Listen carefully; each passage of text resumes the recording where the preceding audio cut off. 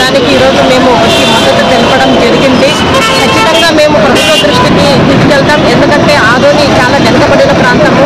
Irrigation పరంగా అయితేనేమి, education పరంగా అయితేనేమి, అదేవిధంగా అన్ని రకాలుగా వైద్య పరంగా అయితేనేమి, అన్ని రకాలుగా కూడా ఆదోని చుట్టుపక్కల ఉన్నటువంటి నియోజకవర్గాలు కూడా చాలా వెనుకబడి ఉన్నాయి. కాబట్టి ఖచ్చితంగా ఆదోనిని జిల్లా చేయాలని, అదేవిధంగా ఆదోని అతిపెద్ద మండలం, దాదాపుగా 44 గ్రామాలు ఉన్నాయి. దీన్ని కనీసం ఒక 3 మండలాలుగా విభజన చేయాలని చెప్పి మేము డిమాండ్ చేస్తున్నాము. అదేవిధంగా పెద్ద హరివారం కూడా మన గ్రామాన్ని ఒక మండలంగా ప్రకటించాలి అని చెప్పి మేము తెలుగుదేశం ఎన్డీఏ కూటమికి మేము విన్నవించుకుంటున్నాం.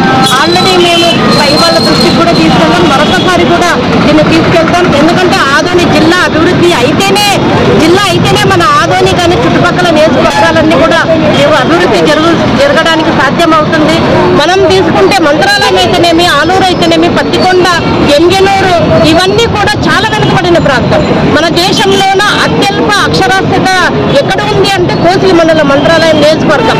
ఇప్పటికీ కూడా అక్కడ అక్షరాస్యత చాలా తక్కువగా ఉంది. కాబట్టి ఆదోని జిల్లా అయితే తప్ప మనకి మెరుగైన సౌకర్యాలు రావని చెప్పి ఈ సందర్భంగా తెలియజేసుకుంటూ, మేము చంద్రబాబు నాయుడు గారికి, నారా లోకేష్ గారికి, అదేవిధంగా పవన్ కళ్యాణ్ గారికి, మరీ ముఖ్యంగా మోదీ గారికి మేము తెలియజేసుకునేది ఒకటి, మా ఆదోనిని కూడా జిల్లాగా ప్రకటించాలని చెప్పి ప్రజలందరి తరఫున మేము ప్రభుత్వాన్ని విన్నవించుకుంటున్నాము. కాబట్టి దయచేసి ఆదోనిని జిల్లా ఏర్పాటు చేయవలసిందిగా కోరుకుంటూ నమస్కరిస్తున్నాం.